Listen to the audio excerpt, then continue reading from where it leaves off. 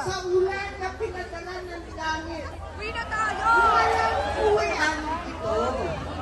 Masuklang-suklang ang gobyernong manhid at walang pakialam sa hirap ng ating mga magsasaka at mangingisda, mga sektor na nagpapakain sa atin na halos walang makain, gutom ang mga pamilya. Wala silang pakialam.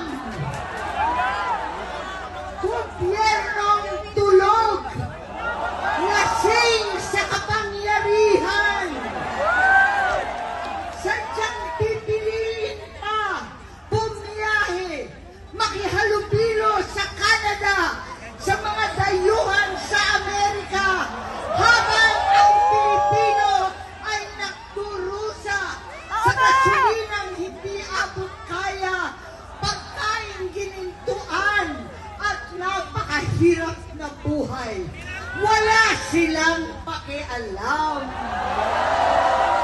Pagkat itong gobyerno ay bangag, walang malay. Nagkukunwaring hindi nakikita ang 10 ton na ebidensya, ang 12 ng testigo, ang 18 higit pang mga Marines. Itong baha at flood control na lulunod sa ating lahat. Wala silang pakialam.